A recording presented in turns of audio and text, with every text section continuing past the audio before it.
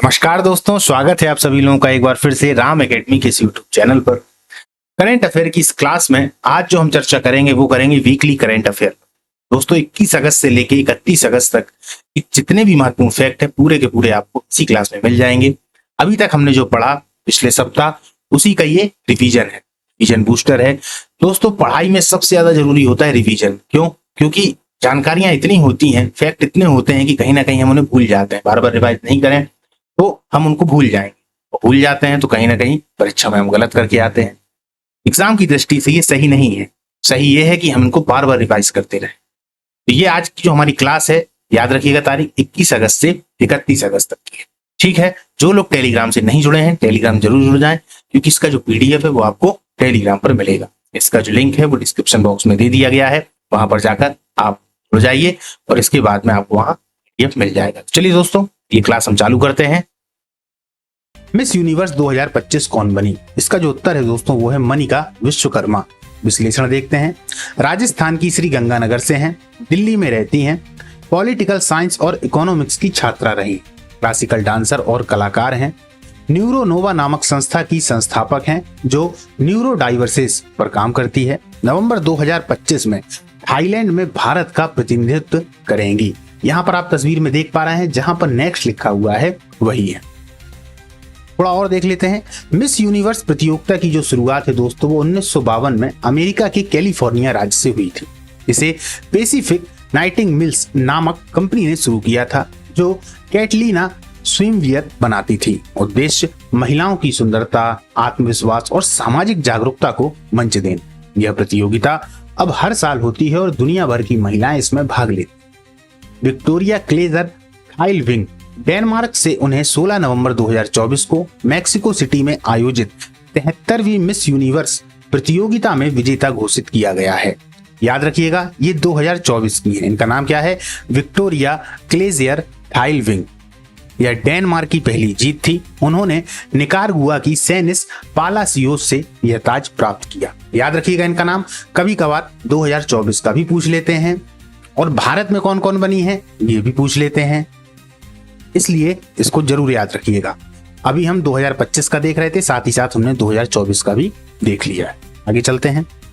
NDA ने उपराष्ट्रपति पद के लिए किसे उम्मीदवार बनाया है? दोस्तों अभी हाल ही में मैंने एक क्लास बनाई थी, उसमें आप लोगों ने देखा था कि भारत के जो उपराष्ट्रपति हैं जगदीप धनखड़ जी, उन्होंने अपने पद से इस्तीफा दे दिया था किन्हीं कारणों के चलते हुए।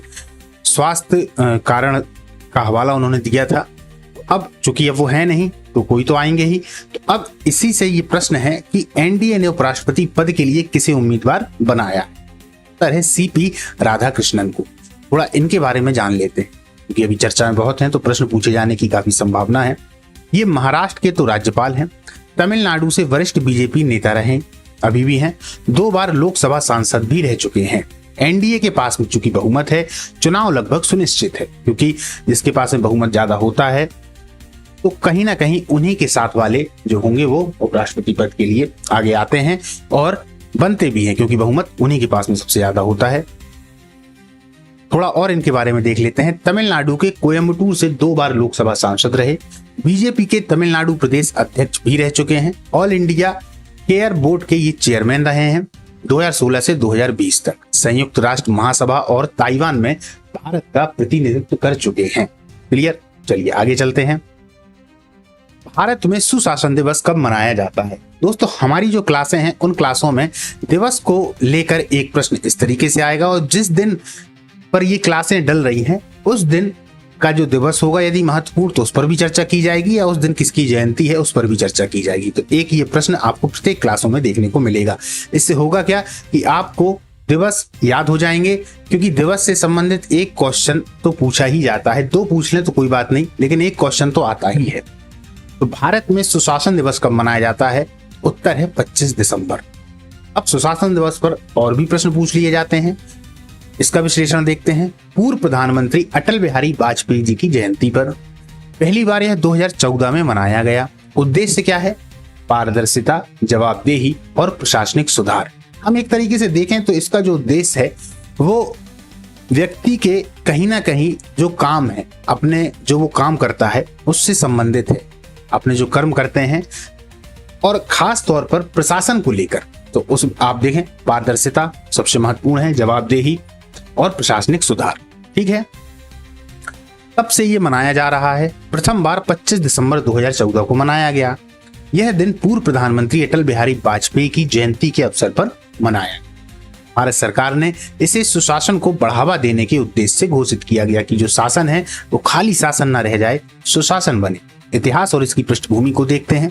23 दिसंबर 2014 को भारत सरकार ने अटल बिहारी वाजपेयी और पंडित मदन मोहन मालवीय को भारत रत्न देने की घोषणा की। इसके तुरंत बाद प्रधानमंत्री नरेंद्र मोदी ने घोषणा की कि 25 दिसंबर को हर साल सुशासन दिवस के रूप में मनाया जाएगा। उद्देश्य था जनता में जवाबदेही, पारदर्शिता और प्रशासनिक सुधार के प्रति जागरूकता को बढ़ाना। अब आप लोग समझ गए होंगे सुशासन दिवस कितना महत्वपूर्ण है। चलिए, संसद की कार्यवाही के लिए कितनी भाषाएं जोड़ी गई हैं? उत्तर, अब कुल 22 भाषाओं में उपलब्ध है। पहला। दूसरी बात, इसका विश्लेषण देखते हैं। पहले 18 भाषाएं थी। याद रखना, ये बात जो चल रही है वो संसद की कार्यवाही के लिए है ना। आप संविधान को मत समझ लेना, ये संसद की कार्यवाही के लिए है। वो एक अलग चैप्टर हो जाता है कि संविधान में कितनी वर्तमान में जो है भाषाएं हैं और पहले कितनी थी। फिर समय समय पर संशोधन होते चले गए और उसके बाद में जो भाषाएं हैं वो जुड़ती हुई चली गई। लेकिन यहाँ पर संसद की कार्यवाही को लेकर बातें चल रही। क्लियर? तो पहले 18 भाषाएं थी, अब कश्मीरी, कोंकणी और संथाली को भी जोड़ दिया गया है। IIT मद्रास ने अनुवाद तकनीक विकसित की है जो कहीं ना कहीं ये जो भाषाएं हैं इनका अनुवाद करेंगी। ठीक, आगे चलते हैं। विश्व युवा तीरंदाजी चैंपियनशिप 2025 का आयोजन कब होगा? इसका उत्तर है 18 से 24 अगस्त 2025। आइए इसका विश्लेषण देखते हैं। स्थान विनिपेग, कनाडा। कनाडा में स्थान है विनिपेग, वहां पर यह होगा। भारत की टीम में 24 खिलाड़ी हैं। फाइनल जो ये होना है ये 22 से 24 अगस्त को होना है। अंडर 18 और अंडर 21 वर्गों में ये प्रतियोगिता हो। थोड़ा इसका मुख्य उद्देश्य देखते हैं। युवा खिलाड़ियों को अंतरराष्ट्रीय मंच देना बिल्कुल जरूरी है। कैडेट या अंडर 17 और जूनियर अंडर 20 वर्गों में प्रतियोगिता। रिकर्व और कंपाउंड दोनों प्रकार की तीरंदाजी इसमें शामिल होती है। हर 2 साल में अलग अलग देशों में इसका आयोजन होता है। एशिया कप 2025 में कप्तान कौन है? पिक्चर जो सामने लगी हुई है इसको देख के आप लोग समझ ही गए होंगे। उत्तर है सूर्य कुमार यादव। उप कप्तान कौन है? तो शुभमन गिल हैं। ये जो टूर्नामेंट है ये 9 से 28 सितंबर को होगा UAE। ठीक, टीम में और कौन कौन है? जैसे जसप्रीत बुमराह हैं, हार्दिक पांड्या हैं और कुलदीप यादव भी शामिल हैं। कप्तान जरूर याद रखिएगा, यदि आगामी समय में आपकी कोई परीक्षा है तो इससे संबंधित प्रश्न पूछा जा सकता है। शुरुआत और उद्देश्य। शुरुआत 1984 में शारजाह UAE में शुरुआत हुई। आयोजन एशियन क्रिकेट काउंसिल। उद्देश्य एशियाई देशों के बीच मैत्री और प्रतिस्पर्धा को बढ़ावा देना। यह एकमात्र महाद्वीपीय क्रिकेट टूर्नामेंट है जिसमें एशिया का चैंपियन तय होता है। याद रखिएगा। चलिए, सिंगरौली में क्या दुर्लभ तत्व मिले हैं? उत्तर, बिल्कुल मिले हैं रेयर अर्थ एलिमेंट्स। अब ये हैं क्या, थोड़ा इसको हम समझते हैं। सिंगरौली दरअसल मध्य प्रदेश में एक जगह है। यदि आप लोग MP से हैं, अधिकतम लोग आप लोग MP से ही हैं, तो MP में सिंगरौली बेसिकली अगर देखें तो कोयले के लिए ज्यादा जाना जाता है। यहाँ पर कोयला सबसे ज्यादा है। तो उन्हीं में कुछ तत्व ऐसे मिले हैं जो कि बहुत ज्यादा महत्वपूर्ण है। इसमें स्केडियम, येट्रियम जैसे तत्व पाए गए हैं। कोयले में 250 ppm और चट्टानों में 400 ppm के साथ ये जो तत्व हैं वो पाए गए हैं। अब इससे होगा क्या? भारत की चीन पर निर्भरता कम होगी। रक्षा, इलेक्ट्रॉनिक्स और ग्रीन एनर्जी में ये जितने भी तत्व हैं वो उपयोगी होते हैं। आगे चलते हैं। 21 अगस्त को कौन सा दिवस मनाया जाता है? चलिए, अब इसमें हमें ये बताना है कि 21 अगस्त को कौन सा दिवस मनाया जाता है। अगर आप ध्यान से देखेंगे तो 4 बातें इसमें लिखी हुई हैं। पंडित विष्णु दिगंबर पुलस्कर की पुण्यतिथि है। भौतिक विज्ञानी सुब्रह्मण्यम चंद्रशेखर की पुण्यतिथि। याद रखिएगा, ये दूसरे वाले हैं भौतिक विज्ञानी सुब्रह्मण्यम चंद्रशेखर की पुण्यतिथि। इनको नोबेल पुरस्कार मिल चुका है दोस्तों, इसलिए ये महत्वपूर्ण हो जाते हैं। उस्ताद बिस्मिल्लाह खान की पुण्यतिथि, ये भी महत्वपूर्ण है। और फिर है चित्रकार NS बेंद्रे की जयंती। तो 21 अगस्त को मुख्यतः इन व्यक्तियों की जयंती है और किसी किसी की पुण्यतिथि है, जैसे कि भौतिक विज्ञानी सुब्रह्मण्यम चंद्रशेखर हैं, उस्ताद बिस्मिल्लाह खान। आइए आज के हम MCQs को देखते हैं, जिसमें से कुछ के आंसर मैं दूंगा और कुछ के आंसर आपको देने हैं। पहला वाला जो प्रश्न है वो है मिस यूनिवर्स 2025 कौन बनी? तान्या शर्मा, मेहक ढींगरा, मनिका विश्वकर्मा या अमीसी कौशिक? इसका जो आंसर है वो है मनिका विश्वकर्मा। अब आगे के जो प्रश्न होंगे उनके एमसीक्यूज के आंसर आप लोग दीजिएगा। एनडीए के उपराष्ट्रपति उम्मीदवार कौन हैं? Jagdeep Dhankhar, CP Radhakrishnan, Ram Naik, M Venkaiah Naidu. अपन ने काफी देर तक इन पर चर्चा की थी। चलिए आगे चलते हैं। आगे का प्रश्न क्या है? एशिया कप 2025 के लिए भारतीय क्रिकेट टीम का कप्तान किसे नियुक्त किया गया है? तो रोहित शर्मा हैं, हार्दिक पांड्या हैं, सूर्य कुमार यादव जी हैं या शुभमन गिल हैं? 130वां संविधान संशोधन।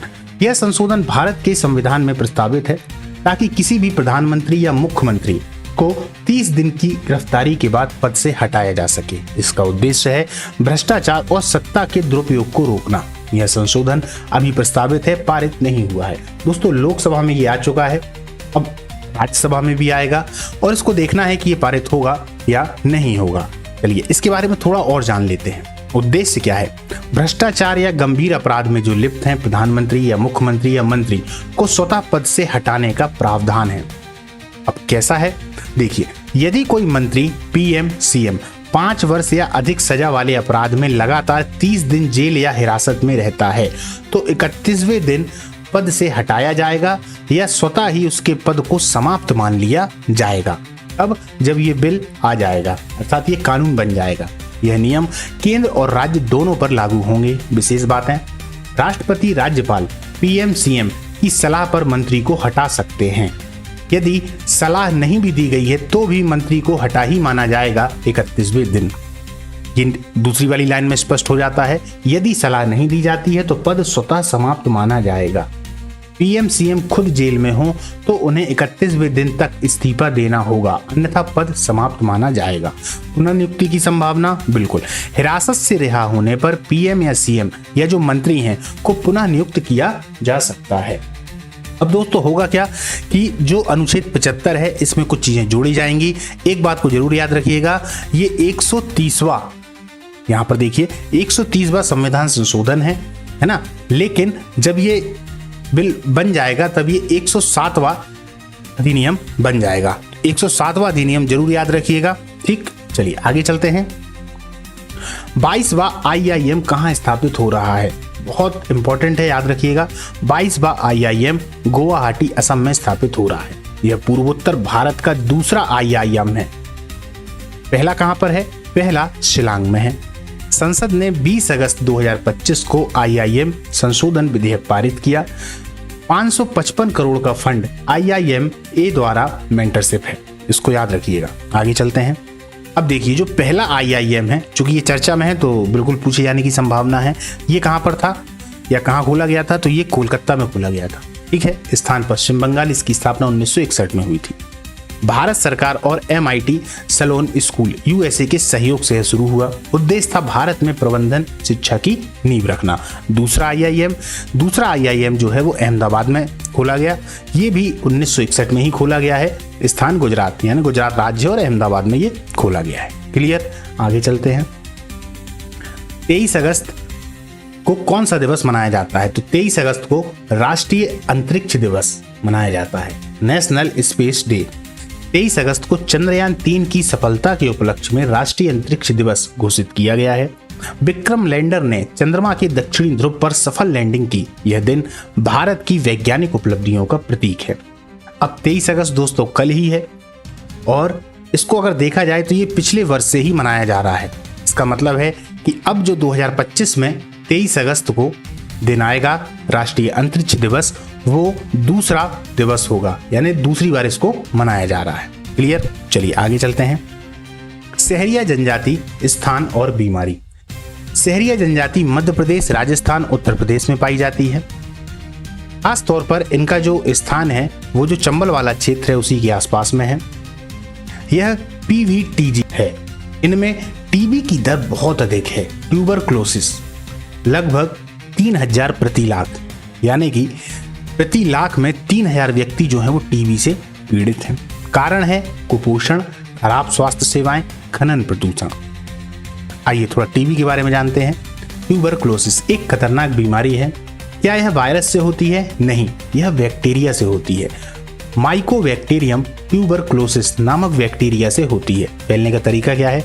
संक्रमित व्यक्ति की खांसी, छींक या थूक से हवा में बैक्टीरिया फैलता है, सांस के जरिए या दूसरे व्यक्ति के फेफड़ों में चला जाता है। प्रभावित अंग कौन सा है? मुख्यतः फेफड़े, पल्मोनरी टीबी, लेकिन यह हड्डियों, किडनियों, ब्रेन, लिम्फ नोड्स को भी प्रभावित कर सकता है। कमजोर इम्यूनिटी वाले लोगों के लिए, जैसे HIV हो गया, एड्स हो गया, डायबिटीज से पीड़ित व्यक्ति हो गए, इनको ये ज्यादा प्रभावित करता है।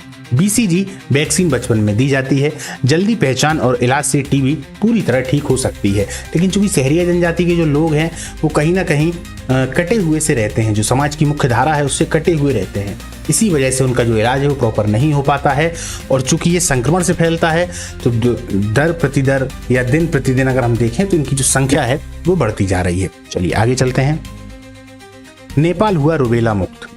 WHO ने 2025 में नेपाल को रूबेला मुक्त घोषित किया। 2012 से वैक्सीनेशन अभियान चलाया गया था।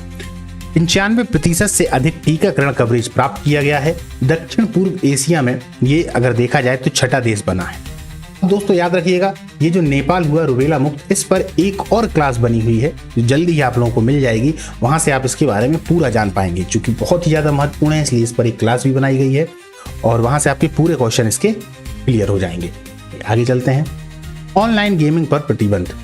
संसद ने 2025 में ऑनलाइन गेमिंग बिल पारित किया। सभी रियल मनी गेम्स जैसे Dream11 हो गया, MPL हो गया पर प्रतिबंध। कारण क्या है?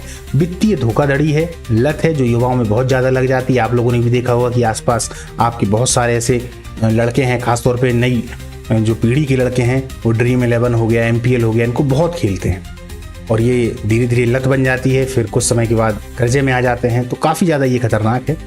तो इसके जो कारण हैं इसको बंद करने के, वो थे वित्तीय धोखाधड़ी, लत, आतंकवाद, फंडिंग की आशंका, ये सब। और दूसरा इसका जो कारण था वो था E-स्पोर्ट्स को इससे बढ़ावा मिलेगा। क्लियर? चलिए आगे चलते हैं। लिपुलेख दर्रा विवाद और देश। अब लिपुलेख दर्रा अभी इस समय पर विवाद में क्यों है? पहली बात ये है कहाँ? तो ये है दोस्तों उत्तराखंड में। लिपुलेख दर्रा भारत, नेपाल और चीन के त्रि जंक्शन पर स्थित है। भारत चीन व्यापार के लिए बहुत उपयोगी है। नेपाल इसे अपनी सीमा मानता है। सुंगौली की संधि 1816 के आधार पर। जब हम इस सुंगौली की संधि को देखते हैं तो जब हम आधुनिक भारत का इतिहास पढ़ते हैं तब ये संधि बहुत ही ज्यादा महत्वपूर्ण हो जाती है। कभी हम इस पर चर्चा करेंगे। भारत का कहना है कि यह क्षेत्र प्रशासनिक रूप से उसके नियंत्रण में है। चलिए आगे चलते हैं। अब हम कुछ दर्रों को देख लेते हैं। चूंकि लिपुलेख जो दर्रा है उसकी बात आई है तो यहाँ पर हम जो हमारे प्रमुख दर्रे हैं उन पर हम चर्चा कर लेते हैं। यहाँ से प्रश्न एक न एक पूछ ही लिया जाता है। तो जम्मू कश्मीर के प्रमुख दर्रे हैं। जो जिला दर्रा श्रीनगर को लेह से जोड़ता है, वहीं बनिहाल दर्रा जो है वो जम्मू को कश्मीर घाटी से जोड़ता है।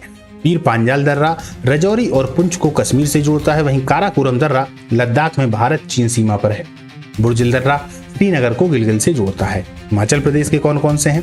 तो रोहतांग दर्रा ये कुल्लू को लाहौल स्पीति से जोड़ता है। बड़ा लाचा ये लाहौर को लेह से जोड़ता है। जबकि सिपकीला दर्रा भारत चीन सीमा पर सतलज नदी यहीं से भारत में प्रवेश करती है। इसको आप लोगों ने पढ़ रखा होगा। उत्तराखंड में माना दर्रा भारत और तिब्बत सीमा पर है। नीति दर्रा उत्तराखंड को तिब्बत से जोड़ता है। वहीं लिपुलेख दर्रा कैलाश मानसरोवर यात्रा मार्ग पर है। सिक्किम में नाथुला दर्रा है और जयलैपला दर्रा है। ये नाथुला दर्रा है ये सिक्किम को तिब्बत से जोड़ता है, जबकि जयलैपला दर्रा सिक्किम और तिब्बत के बीच में एक व्यापारिक मार्ग है। अरुणाचल प्रदेश में देखते हैं तो बोमिंडला दर्रा और दिम्फू दर्रा। तो बोमिंडला दर्रा पश्चिमी अरुणाचल प्रदेश में है, जबकि दिम्फू दर्रा भारत चीन म्यांमार त्रिकोणीय सीमा पर स्थित है। दक्षिण भारत के दर्रे इनसे अक्सर प्रश्न पूछा जाता है। पालघाट दर्रा केरल और तमिलनाडु के बीच है। भोरघाट दर्रा मुंबई को पुणे से जोड़ता है, जबकि थालघाट दर्रा मुंबई को नासिक से जोड़ता है। बहुत सारी किताबों में आपने इन्हीं दर्रों को पढ़ा होगा, आपका रिवीजन भी हो गया है। चलिए आगे चलते हैं। अब देखिए आज हमने जिन जिन प्रश्नों पर चर्चा की है, तो 130वां संशोधन का ग्राफिकल विश्लेषण, IIM का भारत में विस्तार, चंद्रयान 3 मिशन की जो टाइमलाइन थी, सहरिया जनजाति और टीबी उसके बारे में, रूबेला वैक्सीनेशन अभियान जो कि नेपाल कहीं ना कहीं इससे प्रभावित था लेकिन अब उससे मुक्त हो गया है, और ऑनलाइन गेमिंग बैन। ठीक है, चलिए आगे चलते हैं। 21 अगस्त का थोड़ा रिवीजन कर लेते हैं कि कल हमने क्या क्या देखा था। मिस यूनिवर्स 2025 कौन बनी, इस पर हमने चर्चा की थी। NDA ने उपराष्ट्रपति पद के लिए किसे उम्मीदवार बनाया, इस पर की। भारत में सुशासन दिवस कब मनाया जाता है। हाल ही में संसद की कार्यवाही के लिए कितनी भाषाएं जोड़ी गई थी? याद आपको आ रहा होगा, 3 भाषाएं अपन ने देखी थी। विश्व युवा तीरंदाजी चैंपियनशिप 2025 का आयोजन कब होगा? फिर इसके बाद एशिया कप 2025 में कप्तान कौन है? यादव जी हैं, बताइएगा कौन है वो। सिंगरौली में क्या दुर्लभ तत्व मिले हैं? सिंगरौली किस लिए प्रसिद्ध है? इस पर भी हमने चर्चा की थी। तो ये 21 अगस्त का थोड़ा सा रिवीजन रहा। चलिए अब आज की जो महत्वपूर्ण एमसीक्यूज हैं उन पर चर्चा करते हैं। 22वां IIM कहाँ स्थापित हो रहा है? शिलांग, गुवाहाटी, पटना, जयपुर। चलिए इसका आंसर मैं आपको बता देता हूं कि ये गुवाहाटी में हो रहा है। आगे चलते हैं। शहरी जनजाति में कौन सी बीमारी अधिक पाई जाती है? मलेरिया, टीबी, डेंगू या कैंसर? तो इसका आंसर क्या हो जाएगा? इसका जो आंसर है वो हो जाएगा टीबी। अब 23 अगस्त को कौन सा दिवस मनाया जाता है? ये आपको बताना है। विज्ञान दिवस, अंतरिक्ष दिवस, पृथ्वी दिवस या युवा दिवस। और एक और प्रश्न आपको बताना है, लिपुलेख दर्रा किन देशों से जुड़ा है? भारत, नेपाल, चीन, भारत, भूटान, चीन, भारत। परशुरामपुरी नामकरण, ये दरअसल उत्तर प्रदेश में शाहजहांपुर जिले का जो जलालाबाद है उसका नाम बदल के परशुरामपुरी नामकरण कर दिया गया है। थोड़ा देखते हैं। केंद्र सरकार ने जलालाबाद का नाम बदलकर परशुरामपुरी करने को मंजूरी दी है। यह स्थान भगवान परशुराम का जन्म स्थल माना जाता है। हालांकि मध्य प्रदेश में भी एक स्थल ऐसा है जिसे परशुराम की जन्म स्थली के रूप में माना जाता है। अब वो कौन सा है? यदि आप लोग मध्य प्रदेश से जुड़े हुए हैं तो आप लोग जरूर बताइएगा। इंदौर के आसपास है। ये मैंने थोड़ा सा आपको एक क्लू दे रखा है। चलिए आगे चलते हैं। अब देखिए, ये वो नाम है जो कहीं ना कहीं उत्तर प्रदेश में बदले हुए हैं। जैसे अभी जो नया है 2025 में, तो जलालाबाद इसका नाम तो रख दिया गया परशुरामपुरी। इसी के अलावा जो फैजाबाद है, अब इसका नाम क्या हो गया है? अयोध्या नाम हो गया है। इसी प्रकार जो इलाहाबाद था वो प्रयागराज हो गया है। जो मुगल सराय है उसका नाम हो गया है पंडित दीनदयाल उपाध्याय नगर। जबकि जो फिरोजाबाद है उसका नाम अभी प्रस्तावित है चंद्र नगर। इसी के अलावा जो फतेहाबाद है इसका नाम जो प्रस्तावित है वो है सिंदूरपुरम। जबकि बादशाही बाग का जो नाम है वो ब्रह्मपुरम प्रस्तावित है। तो यहाँ पर 3 प्रस्तावित हैं, मतलब आगामी समय में उनका नाम रखा जाएगा। बाकी और जो दे रखे हैं वो बदल चुके हैं। चलिए आगे चलते हैं।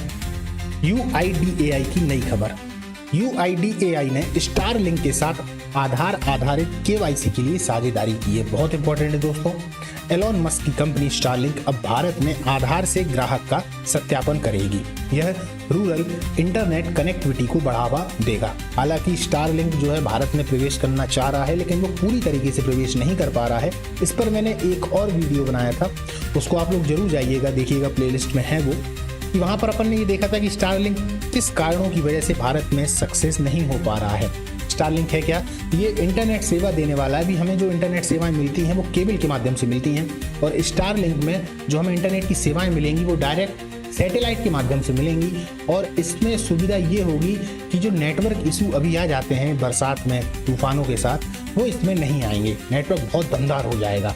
दूसरी बात, ये सस्ता भी पड़ेगा इससे, जो केबल वाली बात है, यानी केबल वाले जो अभी हम इंटरनेट चलाते हैं उससे ये सस्ता भी पड़ेगा। चलिए आगे चलते हैं। PFA player of the year कौन है? तो मोहम्मद सलाह। याद रखिएगा, सलाह ने 3री बार यह पुरस्कार जीता है। उन्होंने पिछले सीजन में 29 गोल और 18 असिस्ट किए थे। दिल्ली पुलिस कमिश्नर अभी कौन बने हैं? तो दिल्ली के जो नए पुलिस कमिश्नर हैं वो कौन है?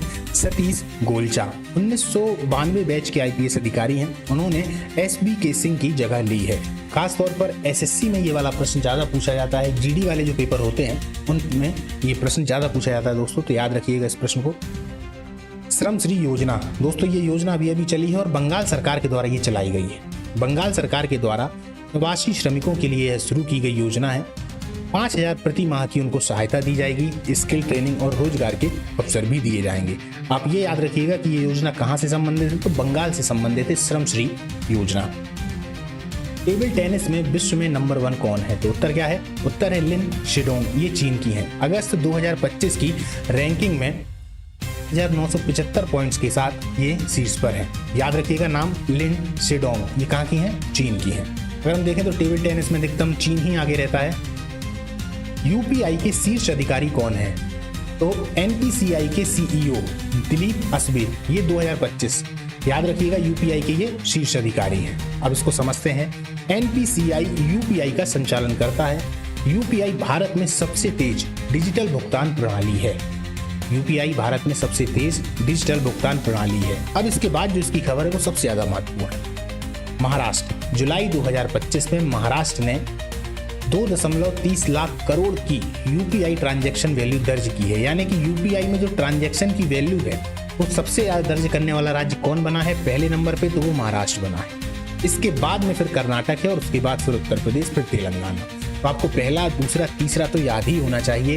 पहले नंबर पे महाराष्ट्र है, दूसरे नंबर पे कर्नाटक है और तीसरे नंबर पे उत्तर प्रदेश है और इसके बाद क्रमशः तेलंगाना और तमिलनाडु है। चलिए, इसमें अगर राष्ट्रीय हिस्सेदारी की बात करें तो 9.8% इस यूपीआई की राष्ट्रीय हिस्सेदारी है। याद रखिएगा ट्रांजैक्शन। क्लियर? आगे चलते हैं। पहली महिला अदालत कहाँ है? ये एक नॉर्मल क्वेश्चन है। उत्तर है छत्तीसगढ़ के कांकेर जिले में। महिला अधिकारों और त्वरित न्याय के लिए विशेष अदालत है। महिला न्यायाधीशों के द्वारा यह संचालित होती है। आज के जो एमसीक्यूज हैं उनको देखते हैं। जुलाई 2025 में यूपीआई ट्रांजैक्शन वैल्यू के आधार पर भारत का शीर्ष राज्य कौन सा है? अभी अपन ने चर्चा की उत्तर प्रदेश, कर्नाटक, महाराष्ट्र या तेलंगाना। क्या आंसर हो जाएगा? इसका जो आंसर है वो है महाराष्ट्र। जबकि दूसरे नंबर पे कौन है और तीसरे नंबर पे कौन है ये आप लोग बताइएगा। दूसरा प्रश्न है, किस शहर का नाम बदलकर परशुरामपुरी रखा गया है? तो वाराणसी, जलालाबाद, उज्जैन या प्रयागराज। तो इसका आंसर क्या है? जलालाबाद है। अब इसके बाद के जो प्रश्न है उसके आंसर आप लोगों को देने हैं। UIDAI ने हाल ही में किस कंपनी के साथ आधार आधारित KYC के लिए साझेदारी की है? तो गूगल, SpaceX, स्टारलिंक या Amazon। इसका आंसर आपको देना है। अभी अपन ने इस पर चर्चा कर रखी थी। 2025 में PFA player of the year किसे चुना गया है? इनकी भी अपन ने चर्चा की है। Cristiano Ronaldo, Lionel Messi, Mohamed Salah या किलियन एम्बाप्पे। चलिए, सबसे पहले stealth fighter jet France. Bharat ने फ्रांस के साथ स्टेल्थ फाइटर जेट तकनीक पर सहयोग किया है। DRDO और डेसॉल्ट एविएशन के बीच यह करार हुआ है। इससे भारत की वायुसेना को अत्याधुनिक तकनीक मिलेगी।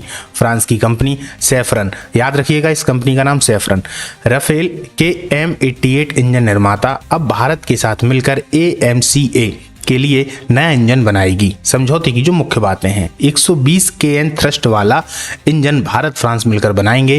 निर्माण भारत में HAL द्वारा होगा। फ्रांस से टेक्नोलॉजी ट्रांसफर भी होगी। चलिए आगे चलते हैं। इसमें आपको जो याद रखना है वो है सैफरन, मेन ये फ्रांस की जो कंपनी है। और इसके बाद में 120 kN थ्रस्ट वाला इंजन, ये पुराने जो इंजन थे उनसे काफ़ी ज़्यादा अत्याधुनिक है। आगे चलते हैं। FSSAI के नए CEO कौन है? तो अभी कौन है इस समय पर? अब जो इसके नए CEO बन रहे हैं वो हैं रजित पुन्हानी। रजित पुन्हानी 1991 बैच के IAS अधिकारी हैं। उन्हें हाल ही में FSSAI का CEO नियुक्त किया गया है। इसको फसाई भी कहते हैं। उन्होंने स्किल डेवलपमेंट मिनिस्ट्री में भी कार्य किया है। फसाई भारतीय खाद्य सुरक्षा और मानक प्राधिकरण एक सरकारी संस्था है जो भारत में खाद्य पदार्थों की गुणवत्ता, सुरक्षा और मानकों को नियंत्रित करती है। यह सुनिश्चित करती है कि उपभोक्ताओं को सुरक्षित, स्वच्छ और मानक युक्त भोजन मिले। याद रखिएगा, इंपॉर्टेंट है, पूछा जा सकता है। गौहर सुल्तान, अफगानिस्तान। अब ये कौन है? देखिए, ये दो प्रकार से प्रश्न पूछा जा सकता है। एक गौहर सुल्तान क्रिकेटर हैं जो महिला हैं, जो भारत की हैं, और एक गौहर सुल्तान अफगानिस्तान से संबंधित हैं। तो यहाँ पर गौहर सुल्तान भारतीय महिला क्रिकेटर हैं। पूरा नाम है इनका गौहर सुल्तान। इनका जन्म स्थान हैदराबाद, भारत में है। उनका योगदान युवा क्रिकेट विकास में भी रहा। अभी हाल ही में इनके द्वारा संन्यास लिया गया है। एक और गौहर सुल्तान है जो कहाँ से संबंधित हैं दोस्तों? अफगानिस्तान से संबंधित हैं। ठीक है, चलिए। यूक्रेन ने 24 अगस्त को स्वतंत्रता दिवस मनाया। यूक्रेन इंडिपेंडेंस डे 24 अगस्त। यूक्रेन ने 1991 में USSR से स्वतंत्रता प्राप्त की थी। 2025 में यह उनका 34वां स्वतंत्रता दिवस था। युद्ध के बावजूद देश ने उत्साह से यह दिन मनाया, क्योंकि हम जानते हैं यूक्रेन में अभी युद्ध चल रहा है। अब देखिए, यूक्रेन इंडिपेंडेंस डे 24 अगस्त, थोड़ा इसके बारे में जानकारी ले लेते हैं। यूक्रेन ने 1991 में USSR से स्वतंत्रता प्राप्त की थी। 2025 में यह उनका 34वां स्वतंत्रता दिवस था। युद्ध के बावजूद देश ने उत्साह से यह दिन बनाया। 24 अगस्त 1991 यूक्रेन की जो संसद है ने act of declaration of independence पारित किया, जिसमें यूक्रेन को एक स्वतंत्र और संप्रभु राष्ट्र घोषित किया गया।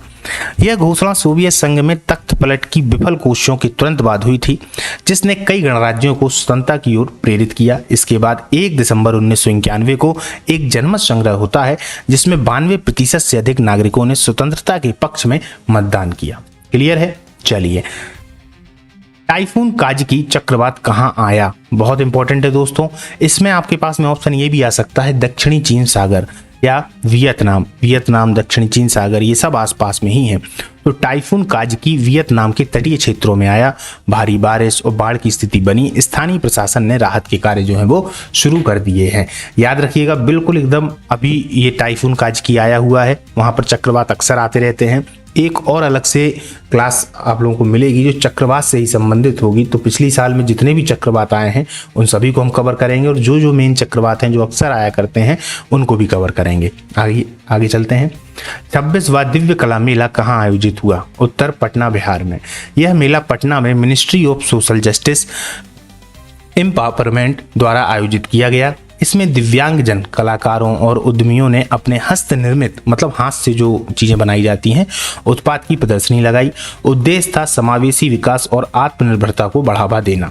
इस आयोजन में स्थानीय हस्तशिल्प, कपड़े, सजावटी वस्तुएं और खाद्य उत्पाद प्रदर्शित किए गए। यह मेला वोकल फॉर लोकल और एक भारत श्रेष्ठ भारत की भावना को आगे बढ़ाता है।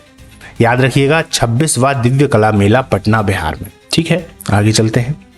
गाजा में अकाल की स्थिति, फेमाइन इन गाजा। देखिए संयुक्त राष्ट्र अर्थात यूएन ने 22 अगस्त 2025 को आधिकारिक रूप से गाजा में अकाल घोषित किया है। अकाल मतलब फेमाइन, मतलब यहाँ पे जो लोग हैं वो बहुत ज्यादा परेशान हैं। अब ये अकाल है कैसा, इसको समझिए। यह पश्चिम एशिया में पहली बार है जब किसी क्षेत्र को आईपीसी फेज 5 यानी कैटास्ट्रोफिक फेमाइन की श्रेणी में रखा गया। 50 लाख से अधिक लोग भयंकर भूख, कुपोषण और मृत्यु के खतरे में हैं। UN secretary general Antonio Guterres ने इसे मानवता की विफलता और मैन मेड डिजास्टर कहा है, यानी कि एक ऐसी आपदा है जो आदमियों के द्वारा निर्मित की गई है। हमने अभी देखा अभी कुछ समय पहले गाजा में काफी ज्यादा बमबारी इजराइल के द्वारा की जा रही थी। तो इसी के चलते या इसी के तहत हम देखें तो कहीं ना कहीं वहां पर लोग बहुत ज्यादा परेशान हैं। आईपीसी ने 3 मानदंड पूरे होने के बाद यह घोषणा की। अब वो कौन कौन से हैं? 20% जनसंख्या को पर्याप्त भोजन ही नहीं मिल रहा है। हर दिन 10,000 में से 2 लोग सिर्फ भूख से ही मर रहे हैं। 30% से अधिक बच्चे गंभीर रूप से कुपोषित हैं। यानी कि यहाँ की जो हालात हैं वो बहुत ही ज्यादा नाजुक है और खराब है। इसीलिए ये जो क्षेत्र है गाजा, इसको यूएन ने क्या घोषित कर दिया है? अकाल या फेमाइन घोषित कर दिया गया है। और ये जो अकाल है ये मानव निर्मित है, इसको भी याद रखिएगा। चलिए आगे चलते हैं। भारत का पहला फिनटेक हब कहाँ स्थापित किया गया और इसका क्या उद्देश्य है? उत्तर भारत का पहला फिनटेक हब भुवनेश्वर ओडिशा में स्थापित किया गया है। इसका उद्देश्य वित्तीय तकनीक, फिनटेक और बीमा तकनीक, इंश्योरटेक के क्षेत्र में नवाचार और कौशल विकास को बढ़ावा देना है। इस हब का नाम IGFTCH है, जिसे 22 अगस्त 2025 को उड़ीसा के मुख्यमंत्री मोहन चरण मांझी ने लॉन्च किया। यह भारत का पहला ऐसा केंद्र है जो फिनटेक और इंश्योरटेक दोनों क्षेत्रों को समर्पित है। इसको आप इस तरीके से समझिए कि ये फिनटेक है क्या। फिनटेक दरअसल जो फाइनेंस की चीजें होती हैं, चाहे बैंक की बात करें, पेटीएम की बात करें, गूगल पे की बात करें, इन सब में टेक्नोलॉजी का उपयोग हो जाना ही फिनटेक कहलाता है। अब आप फिनटेक को समझ रहे होंगे। तो इसी से संबंधित जो हब है वो कहाँ स्थापित किया गया? तो भुवनेश्वर ओडिशा में। चलिए आगे चलते हैं। इसका उद्देश्य थोड़ा देख लें। स्टार्टअप्स को समर्थन देना, छात्रों को प्रशिक्षित करना, 7,000 छात्रों को 30 जिले में प्रशिक्षण देने की योजना है। नवाचार को बढ़ावा देना, वित्तीय समावेशन को सशक्त बनाना। इस हब में सर्टिफिकेट इन फिनटेक इंश्योरटेक नामक कोर्स भी शुरू किया गया है, जो नेशनल यूनिवर्सिटी ऑफ सिंगापुर और Asian institute of digital finance के सहयोग से चलाया जा रहा है। यह हब भारत को एशिया पैसिफिक इनोवेशन कॉरिडोर से जोड़ने की दिशा में एक बड़ा कदम है। कॉमनवेल्थ वेट लिफ्टिंग चैंपियनशिप 2025 की शुरुआत 24 अगस्त 2025 को अहमदाबाद के वीर सावरकर स्पोर्ट्स कॉम्प्लेक्स नारायणपुरा। स्थान वीर सावरकर स्पोर्ट्स कॉम्प्लेक्स अहमदाबाद। तारीख थी 24 अगस्त से 30 अगस्त 2025। उद्घाटन समारोह 24 अगस्त को शाम 5:30 बजे आयोजित हुआ।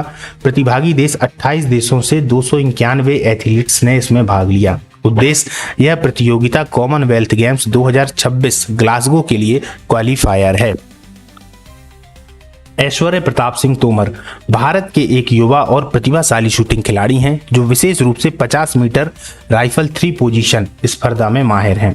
हालिया उपलब्धि कजाकिस्तान 2025 में एशियन शूटिंग चैंपियनशिप 2025, स्थान था शिमकेंट कजाकिस्तान, तारीख 24 अगस्त 2025, इवेंट पुरुषों की 50 मीटर राइफल 3 पोजीशन 3P, पदक इन्होंने कौन सा जीता है? स्वर्ण पदक। याद रखिएगा, सीधा प्रश्न पूछा जा सकता है कि इनमें से ऐश्वर्य प्रताप सिंह तोमर किस खेल से संबंधित हैं? हालिया उनकी उपलब्धि भी याद रखिएगा, और ये उपलब्धि उन्होंने कहां पर हासिल की है? कजाकिस्तान में, इसको भी याद रखिएगा। साथ ही साथ यदि ज्यादा गहरा प्रश्न आता है तो वो ये पूछ सकते हैं कि इसमें ये कौन सी राइफल में मतलब प्रयोग करते हैं, शूटिंग करते हैं, तो 50 मीटर राइफल। ठीक है, आगे चलते हैं।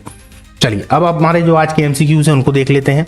ऐश्वर्य प्रताप सिंह तोमर किस इवेंट में विशेष रूप से माहिर हैं? 10 metre air rifle, 25 metre pistol या 50 मीटर राइफल 3 पोजीशन या स्कीट शूटिंग? तो इसका आंसर क्या हो जाएगा? 50 मीटर राइफल 3 पोजीशन। यूक्रेन हर साल अपना स्वतंत्रता दिवस कब मनाता है? 15 अगस्त, 26 जनवरी, 24 अगस्त या 2 अक्टूबर को? तो ये कब मनाता है दोस्तों? अब भी अपन लोगों ने पढ़ा था 24 अगस्त को। ठीक है ना। चलिए, यूक्रेन ने किस वर्ष सोवियत संघ से स्वतंत्रता की घोषणा की थी? 1989, 1990, 1991 या 1992? तो इसका जो आंसर है वो 1991। अब जो प्रश्न आएंगे उसके आंसर आप लोगों को देने हैं।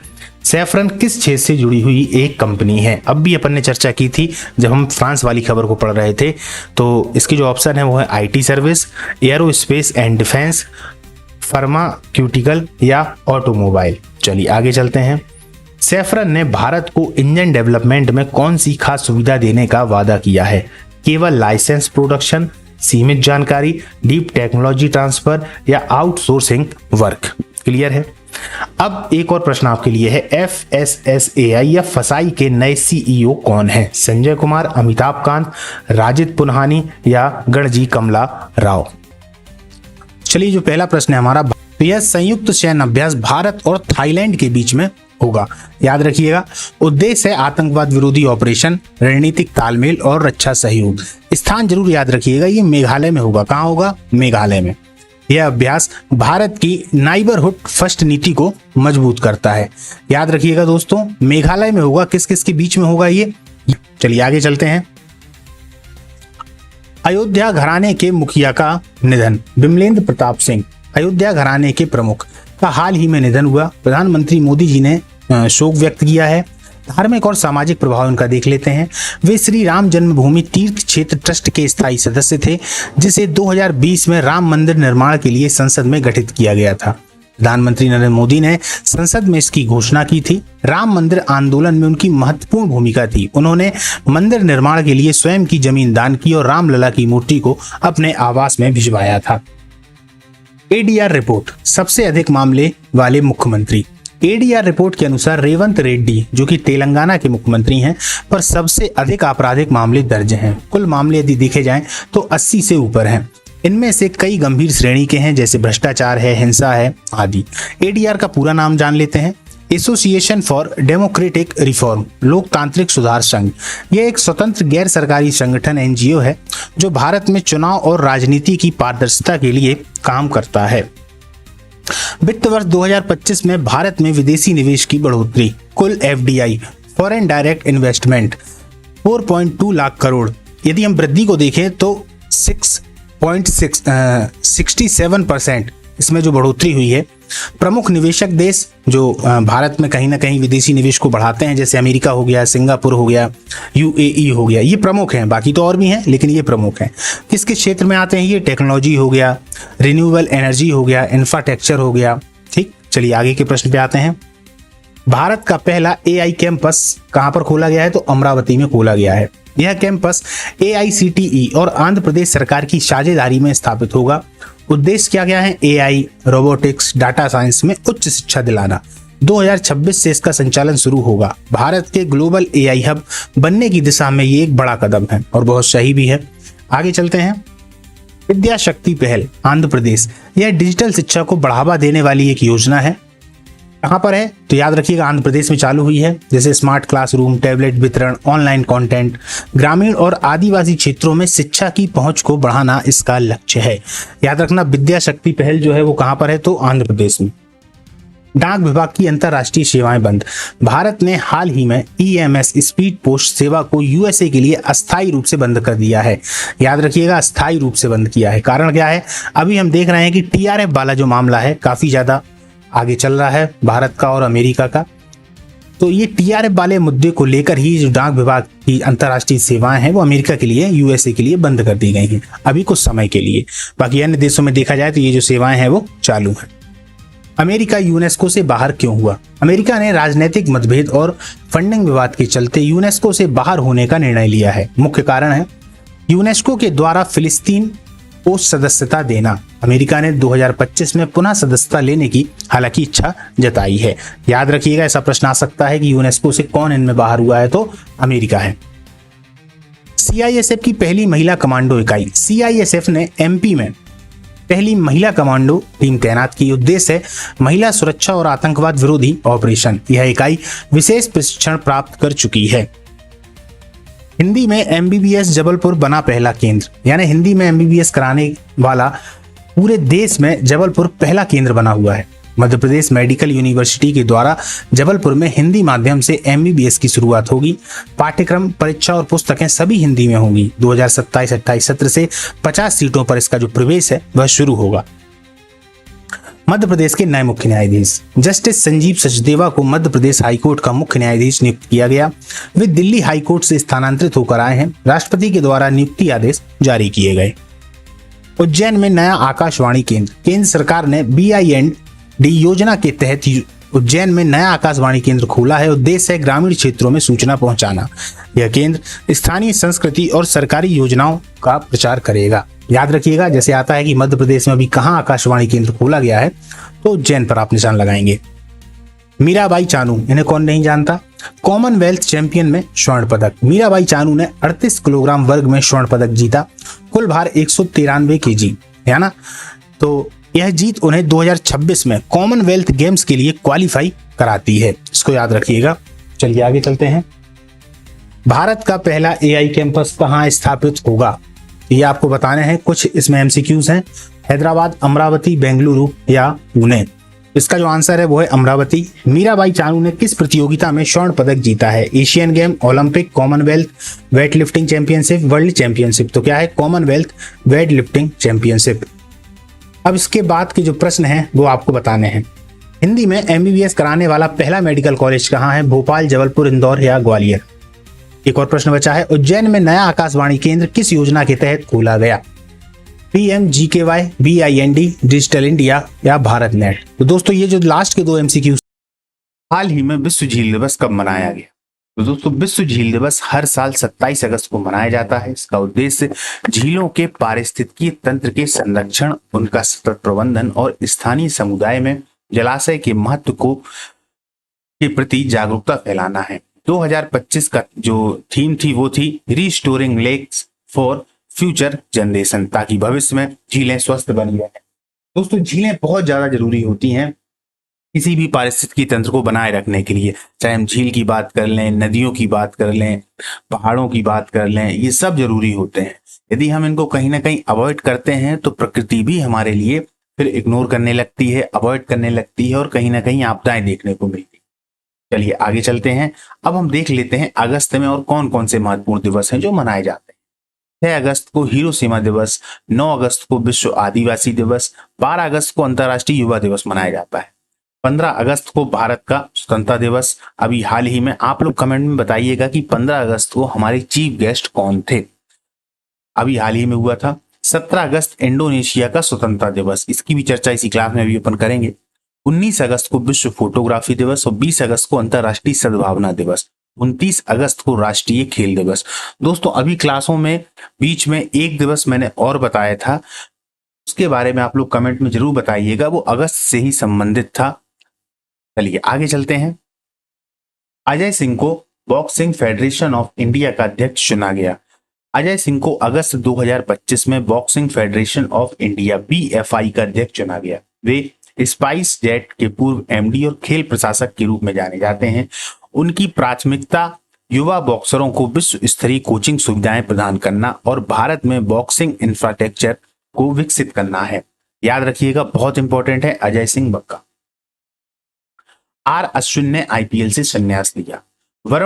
आर अश्विन ने 2025 के सीजन के बाद इंडियन प्रीमियम लीग आईपीएल से संन्यास की घोषणा की है। अपने करियर में उन्होंने ऑफ स्पिन गेंदबाजी में विविधता लाई और कई बार अपने कप्तानों को जीत दिलाई। संन्यास का मुख्य कारण खिलाड़ी के बढ़ते अंतर्राष्ट्रीय दायित्व और फिटनेस पर ध्यान केंद्रित करना बताया गया। याद रखिएगा, आर अश्विन ने किससे संन्यास लिया है? आईपीएल से। इससे पहले चेतेश्वर पुजारा थे, उन्होंने भी संन्यास लिया था, जिनके बारे में डिस्कशन अपन ने इससे पहले वाली क्लास में। आप लोग बताइएगा कि उन्होंने किससे संन्यास लिया? लिया तो क्रिकेट से ही है, अब आईपीएल से लिया है कि संपूर्ण क्रिकेट से लिया है, ये आप लोग बताइएगा। फिडे FIDE विश्व कप 2025 का आयोजन गोवा में होगा। याद रखिएगा, फिडे विश्व शतरंज महासंघ ने 2025 का शतरंज विश्व कप गोवा में आयोजित करने का निर्णय लिया है। यह टूर्नामेंट विश्व चैंपियनशिप चक्र का हिस्सा है और इसमें शीर्ष 128 ग्रैंड मास्टर भाग लेंगे। आयोजन स्थल वानखेड़े स्टेडियम के पास स्थित शतरंज अकादमी होगा, जिसमें 3 सप्ताह तक मुकाबले होंगे। अब देखिए, गोवा को फैनी के लिए GI टैग मिला। ये हालांकि काफी पहले मिल चुका है, लेकिन यहाँ पे मैंने मेंशन कर दिया ताकि आपको याद रहे। गोवा की ये पारंपरिक शराब है, फैनी काजू से बनती है, को अगस्त 2025 में भूलाभ यानी GI टैग प्राप्त हुआ है। टैग गोवा में बनी फैनी की विशिष्टता और स्थानीय परंपरा की पहचान कराता है। GI टैग से उत्पाद की वैधता बढ़ती है, नकली उत्पादों पर रोक लगती है और किसानों तथा कारीगरों की आर्थिक स्थिति मजबूत होती है। याद रखिएगा, गोवा अगर देखा जाए तो भारत का सबसे छोटा राज्य है। चलिए आगे चलते हैं। आप लोग बताइएगा कि गोवा का जो स्थापना दिवस है वो कब मनाया जाता है? लुथियाना की प्रधानमंत्री इंगा रोगिनियानो बनी है। याद रखिएगा, अभी हाल ही में बनी है। इंगा रोगिनियाना जो मूल रूप से लुथियाना से ही है, अगस्त 2025 में लुथियाना की प्रधानमंत्री नियुक्त हुई हैं। उत्तर प्रदेश में 1 सितंबर से नो हेलमेट नो फ्यूल अभियान शुरू हुआ। उत्तर प्रदेश सरकार ने 1 सितंबर 2025 से नो हेलमेट नो फ्यूल अभियान लागू किया। इसके तहत बिना हेलमेट पहने हुए 2 पहिया चालकों को पेट्रोल या डीजल नहीं मिलेगा। इसका उद्देश्य सड़क दुर्घटनाओं में कमी लाना, हेलमेट के उपयोग को बढ़ावा देना और यातायात सुरक्षा मानकों को सख्ती से लागू करना है। सही बात है भैया, यदि आप हेलमेट नहीं लगाएंगे और आपको जाना है कहीं, आपको लंबे निकलना है, आप पेट्रोल ही नहीं डलवा सकते, तो आपको मजबूरन हेलमेट लेकर चलना पड़ेगा।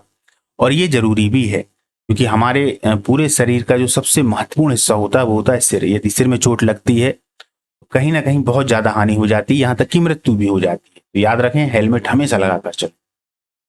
भारत और इंडोनेशिया ने हाल ही में सुपर गरुड़ शील्ड अभ्यास शुरू किया। भारत और इंडोनेशिया ने अगस्त 2025 में पहले सुपर गरुड़ शील्ड सैन्य अभ्यास की शुरुआत की। यह अभ्यास जैविक सुरक्षा, कैबिनेटरी सहयोग और ह्यूमैनिटेरियन सहायता पर केंद्रित है। इसमें दोनों देशों के थल, जल और वायु बल शामिल हैं, जिसमें सामरिक तालमेल और क्षेत्रीय स्थिरता मजबूत होगी। याद रखिएगा दोस्तों, इंडोनेशिया जो है वो नारियल उत्पादन में शीर्ष पर है। इंडोनेशिया सबसे बड़ा द्वीप समूह भी है। देखिए, मैं जो जानकारी इसमें लिखी है वो तो है ही, साथ साथ जो बोलता हूँ उसको नोट भी कर लिया करिए, क्योंकि जब आप नोट करते हैं फिर आप सुनते भी हैं, फिर उसको दोबारा पढ़ते हैं, तो इस प्रकार से जब चीजों में दोहराव होता है तो वो चीज कहीं ना कहीं आपके दिमाग में अच्छे से बस जाती है। ऐसी जो जानकारी है किसी देश की, प्रदेश की, राज्य की, तो मैं बीच बीच में बताता रहता हूं आप लोग के लिए, उनको आप लोग जरूर नोट कर लिया करिए। जब आप बार बार वीडियो को देखेंगे, क्लास को देखेंगे, तो आपको वो याद हो जाएंगी। इंडोनेशिया का स्वतंत्रता दिवस कब मनाया जाता है? अगस्त में ही है। अभी अपन ने पीछे देखा था, मैंने चर्चा की थी। इंडोनेशिया का स्वतंत्रता दिवस हर साल 17 अगस्त को मनाया जाता है। यह दिन 1945 में जापानी शासन से आजादी की घोषणा का प्रतीक है। पूरे देश में परेड, झंडोत्तोलन और सांस्कृतिक कार्यक्रम आयोजित किए जाते हैं। क्लियर? इंडोनेशिया में एक और खेल होता है दोस्तों, उसको बोलते हैं धुरिया खेल। उसमें क्या होता है, सांडों को लड़ाया जाता है। याद रखिएगा क्या नाम है उस खेल का? धुरिया। चलिए आगे चलते हैं। समर फेस्टिवल, इसका पूरा नाम है सुरु समर फेस्टिवल। 2025 की शुरुआत लद्दाख से हुई। समर फेस्टिवल 2025 की शुरुआत लद्दाख से हुई है, जिसका उद्देश्य स्थानीय कला, संस्कृति और साहसिक पर्यटन को बढ़ावा देना है। इसमें पारंपरिक dance, music, concert, trekking event और कुकिंग वर्कशॉप शामिल हैं। यह आयोजन गर्मियों के अंत में होता है, जिससे क्षेत्र की अर्थव्यवस्था को भी सहारा मिलता है। याद रखिएगा कहां से हुई है? लद्दाख से हुई है। लद्दाख में एक और फेस्टिवल है, उसके बारे में पढ़ेंगे। लद्दाख में खुबानी उत्सव मनाया जाता है। खुबानी उत्सव लद्दाख में हर साल सितंबर के दूसरे सप्ताह में मनाया जाता है। यह उत्सव खुबानी एपिक्राट की फसल के समय मनाया जाता है। इसमें खुबानी की सेहतमंद डिशेज, स्थानीय संगीत और नृत्य, फोटोग्राफी प्रतियोगिताएं आदि ये सब होती हैं। किसानों के मेलों का आयोजन भी इसमें होता है। तो दो हमने देखे, एक तो समर फेस्टिवल जो शुरू उसका नाम था, और फिर खुबानी उत्सव, याद रखिएगा। आगे चलते हैं। NHAI ने प्रोजेक्ट आरोहण शुरू किया। इसका जो उद्देश्य है वो क्या है? NHAI लॉन्च्ड प्रोजेक्ट आरोहण। NHAI ने अगस्त 2025 में प्रोजेक्ट जो आरोहण शुरू किया है, जिसका लक्ष्य NHAI कर्मचारी और श्रमिकों के जो बच्चे हैं उनकी गुणवत्ता युक्त शिक्षा उपलब्ध कराना है। इसके तहत डिजिटल क्लासरूम होंगे, स्कॉलरशिप होगी यानी छात्रवृत्ति, ऑनलाइन ट्यूटरिंग और विशेष कैरियर गाइडेंस। याद रखिएगा, NHAI से यदि लॉन्च ये प्रोजेक्ट आता है तो आप ये बात अपने माइंड में रखिएगा कि जो इनसे संबंधित कर्मचारी हैं उनके बच्चों की शिक्षण की सही व्यवस्था, आधुनिक व्यवस्था इस प्रोजेक्ट में है। क्लियर है? आगे चलते हैं। मनोज झा की नई पुस्तक इन प्रेस ऑफ कोएलिशन का विमोचन किसने किया है? तो मनोज झा की जो पुस्तक है, इसका जो विमोचन है 27 जुलाई 2025 को संसद भवन में हुए कार्यक्रम में लोकसभा स्पीकर रीता बहुगुणा ने किया। पुस्तक में भारतीय लोकतांत्रिक गठबंधन की भूमिका और बहुपक्षीय सहयोग की अहमियत पर गहन चर्चा है। याद रखिएगा, इनकी जो पुस्तक है इसको जरूर आप याद रखिएगा। चलिए आगे चलते हैं। अब 2025 की महत्वपूर्ण पुस्तकें कौन कौन सी हैं जो परीक्षा की दृष्टि से महत्वपूर्ण? एक तरफ किताब के नाम है और एक तरफ में लेखक हैं या लेखिका है। टम्ब ऑफ सैंड, ये है गीतांजलि श्री की। अदम, ये है एस हरीश की। To hell and back, human of Covid, ये है बरखा दत्त की। अशोका इस सूत्रा, ये है इरविन एलान शैली की। वेयर अबाउट्स, ये है जुम्पा लाहरी की। द बेंच, ये है मेघा मरकले की। एलिफेंट इन द बूम, ये है काल की कोकलिंग की। Landscape of loss, the story of an Indian drought, ये है कविता लायर की। इकोनॉमी एंड सोसाइटी, ये है मैक्स वेबर की।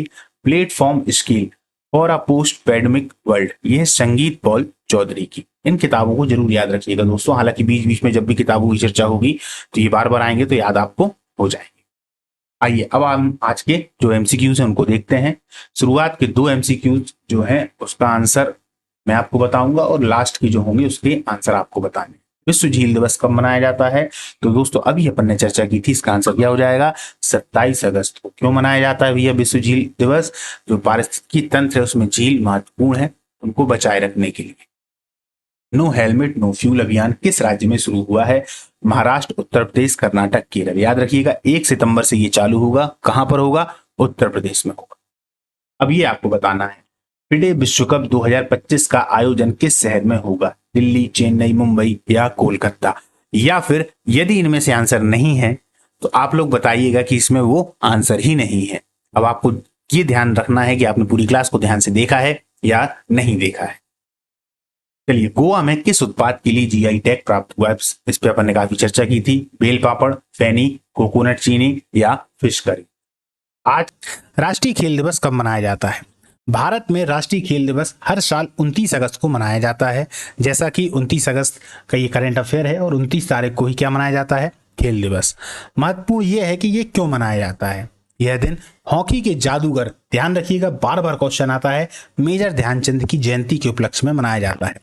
इस दिन खेलों के प्रति जागरूकता बढ़ाने और खिलाड़ियों को सम्मानित करने के लिए विभिन्न कार्यक्रम आयोजित किए जाते हैं।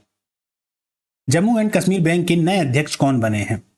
हाल ही में जम्मू एंड कश्मीर बैंक के नए अध्यक्ष के रूप में एस कृष्णन का नाम घोषित किया गया है। वे बैंकिंग क्षेत्र में दशकों का अनुभव लेकर आए हुए हैं। उनका चयन वित्तीय स्थिरता और विकास योजनाओं को मजबूती देने के उद्देश्य से किया गया है। आगे देखते हैं, भारत अफ्रीका व्यापार कितना पहुंच गया? भारत और अफ्रीका के बीच व्यापार अब 100 अरब डॉलर तक पहुंच गया है। यह वृद्धि दोनों क्षेत्रों के बीच मजबूत आर्थिक सहयोग को दर्शाती है। निर्यात और निवेश में हाल के वर्षों के उछाल ने इस स्तर को संभव बनाया है। ये खबर इंपॉर्टेंट इसलिए हो जाती है दोस्तों क्योंकि इससे पहले जो व्यापार था, जो पिछले वर्ष का था, वो लगभग 56 अरब डॉलर का था और अब 100 अरब डॉलर तक पहुंच गया है, जो कि एक अच्छी बात है। 56 अरब से 100 अरब तक की छलांग विविधता, अवसंरचना, विकास और अनुकूल नीतियों का परिणाम है। प्रधानमंत्री नरेंद्र मोदी को घाना का सर्वोच्च नागरिक सम्मान order of the star of घाना से सम्मानित किया गया। अभी कुछ समय पहले ही मोदी जी ने घाना की यात्रा की थी, उसी समय ये सम्मान इनको मिला था। आगे चलते हैं।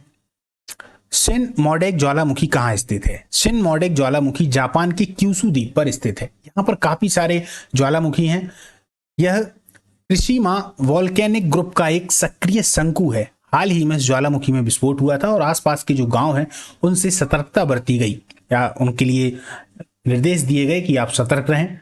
पीएम मोदी कितनी बार जापान गए हैं? चलिए, अब चूंकि जापान की बात आई है तो मोदी जी काफी बार जापान गए हैं, तो मोदी जी इस दौरे के साथ 8वीं बार जापान गए हैं। मतलब कि अभी तक में मोदी जी अगर देखा जाए तो जापान 8 बार हुआ है। इन यात्राओं में द्विपक्षीय वार्ता और निवेश समझौतों को प्राथमिकता दी जाती है। अब आप लोगों के लिए क्वेश्चन है दोस्तों, तो आप लोग बताइएगा कि मोदी जी सबसे ज्यादा किस विदेश की यात्रा पर गए हुए हैं? इसका जो आंसर है वो आप लोग कमेंट में बताइएगा, और यदि नहीं मालूम है तो गूगल में सर्च कर लीजिएगा, क्योंकि जिसको आप सर्च कर लेते हैं वो आपको याद हो जाता है। चलिए आगे चलते हैं। ब्राइट स्टार 2025 अभ्यास क्या है? ब्राइट स्टार 2025 भारत और मिस्र, याद रखिएगा, मिस्र का एक संयुक्त सैन्य अभ्यास है। भारत ने इस अभ्यास के लिए लगभग 700 सैनिक मिस्र भेजे हैं। इसका उद्देश्य है सैन्य सहयोग, रणनीतिक समन्वय और विश्वास निर्माण को बढ़ावा देना। ब्राइट स्टार 2025 मिस्र का एक संयुक्त सैन्य अभ्यास है, साथ में कौन है? भारत, याद रखिएगा। आगे चलते हैं। नौखाही उत्सव कहाँ मनाया जाता है? नौखाही एक प्रमुख कृषि त्योहार है जो पश्चिम उड़ीसा जैसे कि संबलपुर है, कलांदी है, बालानगिर है, बैरागढ़ है, सुंदरगढ़ है, जरसूगढ़ है, सोनपुर है, बुद्ध है ना, नापड़ा है, ऐसी जगह पर ये उत्सव मनाया जाता है। दोस्तों, नौखानी या नवाखानी या नवान्न, ये उत्सव यदि हम देखें तो मध्य प्रदेश में भी बहुत सारी जो जनजातियां हैं उनके द्वारा मनाया जाता है। इस उत्सव को मनाने का जो मुख्य उद्देश्य होता है वो होता है कृषि, यानी कि जो कृषि से संबंधित है, या तो उस समय पर जब नई फसल आ रही हो, या जब खेत की बुआई चल रही हो, या जब फसल पककर तैयार हो गई हो, तो इस समय पर इस तरीके के जो उत्सव हैं वो मनाए जाते हैं। तो इनसे संबंधित प्रश्न पूछा ही जाता है, याद रखिएगा। ठीक है, एमपीपीएससी में तो बहुत ही ज्यादा महत्वपूर्ण है। चलिए आगे चलते हैं। इसके अलावा देखा जाए तो कुछ इलाके जैसे छत्तीसगढ़ के हैं, दक्षिणी हिस्सों में भी ये जो नवाखानी उत्सव है मनाया जाता है। यह त्योहार 12 पाड़ा मास की पंचमी तिथि गणेश चतुर्थी के अगले दिन मनाया जाता है। इस समय आप जानते ही हैं गणेश जी का समय ही चल रहा है, और नव फसल की देवी को अर्पित किया जाता है। क्लियर है? चलिए आगे चलते हैं। गंगाधर नेशनल अवार्ड किसे मिला है? वर्ष 2023 के लिए Gangadhar national award for poetry से जो सम्मानित हुए हैं वो ओडिया की कवयित्री हैं प्रतिभा सत्यपाती को यह सम्मान 5 जनवरी 2025 को संबलपुर यूनिवर्सिटी के 58वें स्थापना दिवस पर प्रदान किया गया है। याद रखिएगा, ये क्वेश्चन जरूर पुराना है लेकिन पूछे जाने की संभावना है, क्योंकि ये है कब का? 2023 के, मतलब 2023 के लिए मिला है, लेकिन मिला कब है? तो 2025 में मिला है। ठीक है, चलिए आगे चलते हैं। रूस के राष्ट्रपति व्लादिमीर पुतिन की भारत यात्रा की योजना कब और किस अवसर पर है? पुतिन दिसंबर 2025 में, याद रखना, दिसंबर में भारत का दौरा कर सकते हैं, जिसकी चर्चा एससीओ सम्मेलन के दौरान होनी है। रूस ने पुतिन की भारत यात्रा की संभावना की पुष्टि की है, जिसकी रूपरेखा शंघाई सहयोग संगठन एससीओ सम्मेलन के दौरान चीन में होने वाली बैठक में तय होगी। यह दौरा दोनों देशों के द्विपक्षीय संबंधों में नई दिशा और रणनीतिक सहयोग को बढ़ावा देगा। रूस की ओर से एससीओ सम्मेलन की मेजबानी कहां और कब की जाएगी? तो तियाजिन, ये चीन में है, 31 अगस्त से 1 सितंबर 2025 तक। चूंकि रूस की बात आई है तो अपन इसकी चर्चा जरूर करेंगे।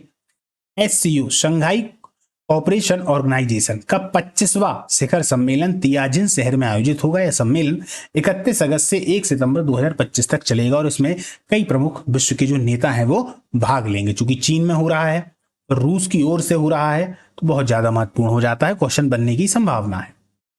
International big cat alliance IBCA Nepal की सदस्यता, जैसा कि मैंने आपको शुरुआत में बताया था, बहुत सारे ऐसे क्वेश्चन हैं जो बार बार आपके सामने आएंगे ताकि वो आपको अच्छे से याद हो जाए।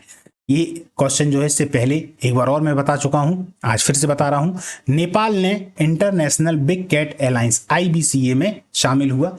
IBCA की स्थापना मार्च 2024 में भारत के द्वारा नेशनल टाइगर कंजर्वेशन अथॉरिटी के अंतर्गत की गई। यह गठबंधन बड़ी बिल्लियां, अब बड़ी बिल्लियों में कौन आते हैं? टाइगर है, लॉयन है, लेपर्ड है, स्नो लेपर्ड है, चीता है, जैगुआर है, पूमा है, के संरक्षण के लिए अगस्त 2025 में नेपाल आधारिक रूप से इस अलायंस का सदस्य बना था। ठीक है, तो प्रश्न ऐसे पूछा जाता है कि international big cat alliance IBCA में इनमें से कौन इसका सदस्य बना है, तो आप नेपाल पर लगाइएगा। आगे चलते हैं। उत्तर प्रदेश शलखन फॉसिल पार्क का यूनेस्को में नामांकन बहुत इंपॉर्टेंट है दोस्तों। यूनेस्को से अक्सर क्वेश्चन आते रहते हैं, कभी उसकी स्थापना से संबंधित आ जाएगा, कभी पूछ लेंगे कि उत्तर प्रदेश के कौन से स्थल हैं, कभी मध्य प्रदेश के कौन से स्थल हैं, तो इसको जरूर पढ़ के जाइएगा। उत्तर प्रदेश का कौन सा पार्क यूनेस्को की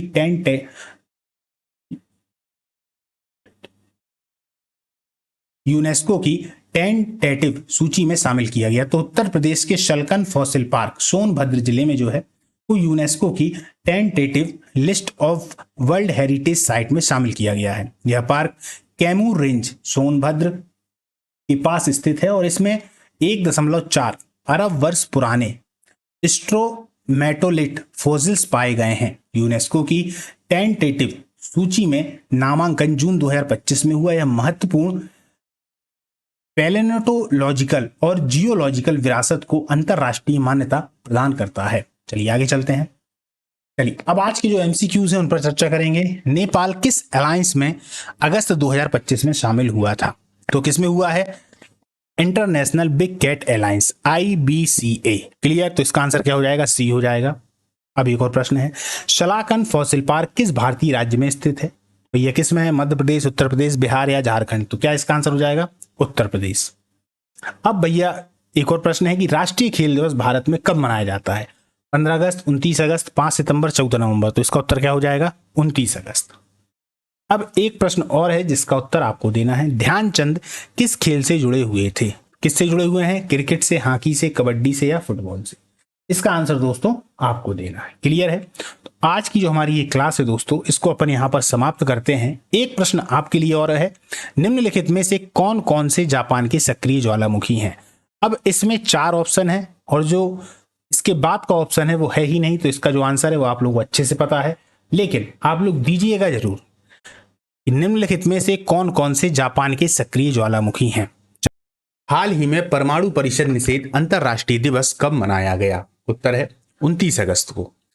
यह दिवस परमाणु हथियारों के उन्मूलन की दिशा में वैश्विक प्रयासों को सम्मानित करने के लिए मनाया जाता है। संयुक्त राष्ट्र के द्वारा मान्यता प्राप्त यह दिन शांति और सुरक्षा के लिए प्रतिबद्धता को दर्शाता है। दोस्तों ये बहुत ज्यादा जरूरी है। हम सभी जानते हैं कि लगभग पूरे विश्व में यदि हम देखें जो महाशक्तियां हैं उनके पास में एक से एक परमाणु बम है। यदि कभी विश्व युद्ध होता है तो अब ये विश्व युद्ध इस तरीके से होगा कि विश्व ही समाप्त हो जाएगा। परमाणु हथियार इतने खतरनाक हैं कि उनसे वो स्थान तो नष्ट होता ही, आसपास के जो इलाके हैं दूर दूर तक वो क्षेत्र भी प्रभावित हो जाते हैं। इसीलिए ये 29 अगस्त को मनाया जाता है कि परमाणु से संबंधित जितने भी प्रयोग हैं या जितने भी बम हैं इन सब को एक तरीके से अलग किया जाए। यह दिवस हर साल 29 अगस्त को मनाया जाता है। इसका उद्देश्य है दुनिया में होने वाले परमाणु परीक्षणों को रोकना और उनके खतरनाक प्रभावों के बारे में जागरूकता फैलाना, ताकि आदमी समझ पाए कि ये कितने खतरनाक हैं। संयुक्त राष्ट्र महासभा ने इसे 2009 में घोषित किया था और इसका मकसद है परमाणु मुक्त और सुरक्षित विश्व की ओर कदम बढ़ाना। आगे चलते हैं। ओपन AI ने भारत और एशिया प्रशांत के लिए शिक्षा प्रमुख किसे नियुक्त किया? बहुत इंपॉर्टेंट है, राघव गुप्ता जी को। अब राघव गुप्ता को ओपन AI ने शिक्षा के क्षेत्र में रणनीतिक नेतृत्व के लिए नियुक्त किया है, जिससे AI आधारित शिक्षा को बढ़ावा मिलेगा। अब थोड़ा ओपन AI के बारे में जान लेते हैं। ओपन AI एक अमेरिकी आर्टिफिशियल इंटेलिजेंस AI शोध कंपनी है जिसकी स्थापना 2015 में की गई थी। इसका मुख्य उद्देश्य है सुरक्षित, नैतिक और मानवता के लिए लाभदायक AI तकनीक का विकास करना। ओपन AI ने कई महत्वपूर्ण AI टूल्स और मॉडल बनाए हैं, जिनमें ChatGPT जो सबसे ज्यादा लोकप्रिय है और DALL-E सबसे लोकप्रिय है।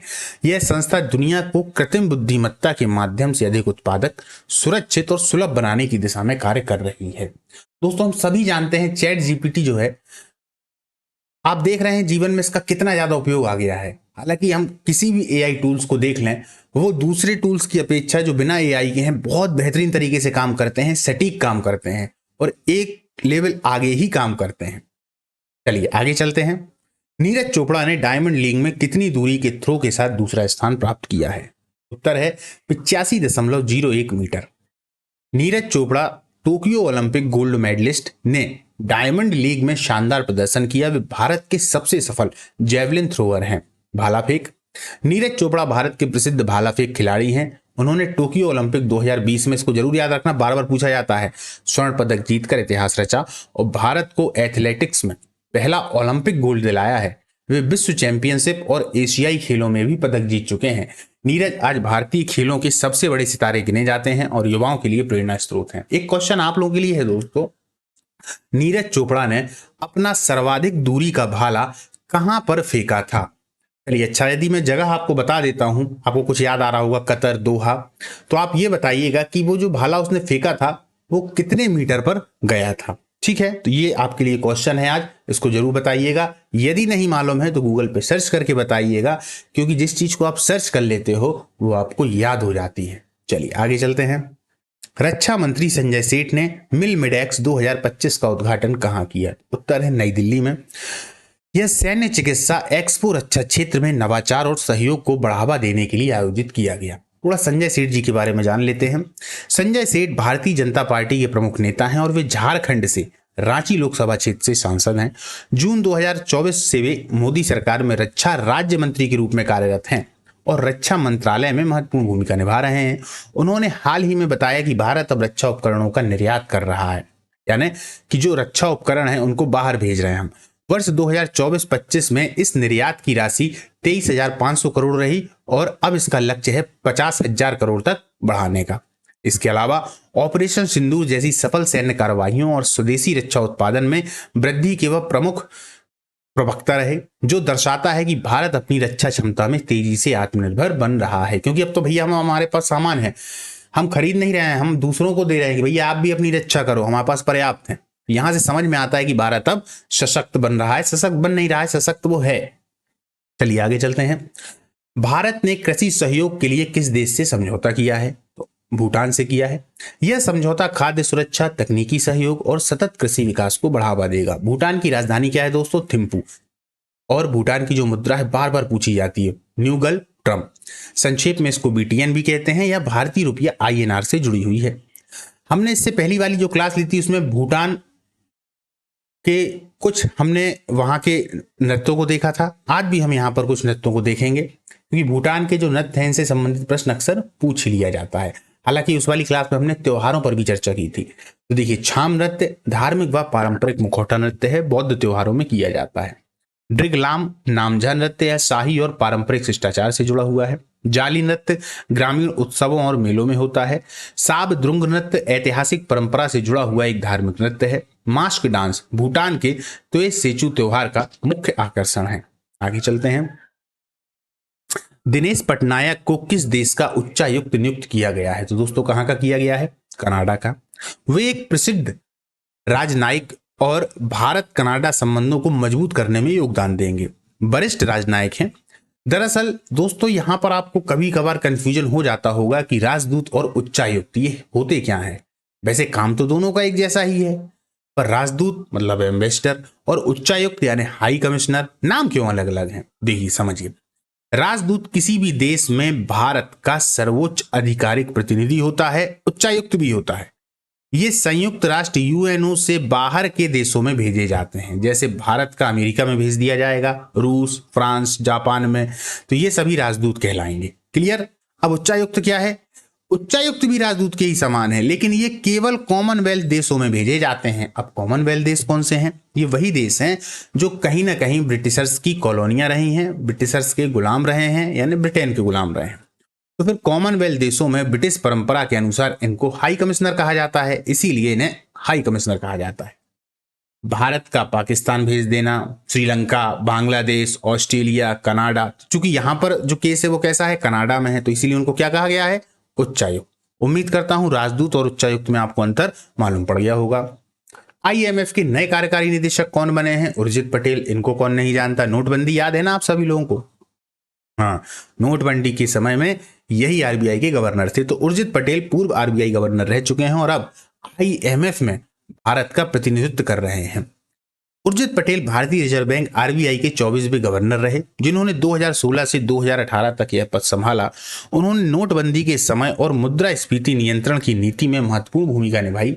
अर्थशास्त्री के रूप में वे अंतर्राष्ट्रीय स्तर पर भी ख्याति प्राप्त कर चुके हैं और कई वैश्विक संस्थाओं से जुड़े रहे हैं। आज भी वे वित्तीय नीतियों और आर्थिक सुधारों पर अपने विचारों के लिए जाने जाते हैं। क्लियर, आगे चलते हैं। भारतीय सेना का नया उप प्रमुख किसे बनाया गया है? याद रखिएगा, शब्द है उप प्रमुख। किसको बनाया गया है? पुष्पेंद्र सिंह को। थोड़ा देखते हैं।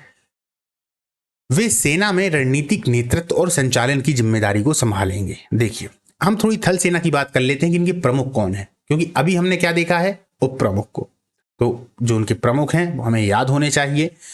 इस प्रकार के जो क्वेश्चन हैं और इनकी जो व्याख्या है, मैं जानबूझकर बार बार आप लोगों के सामने इसलिए करता हूं कि बार बार बातें आपके सामने आएंगी, बार बार ये फैक्ट आएंगे, तो आपको ये याद होते हुए चले जाएंगे।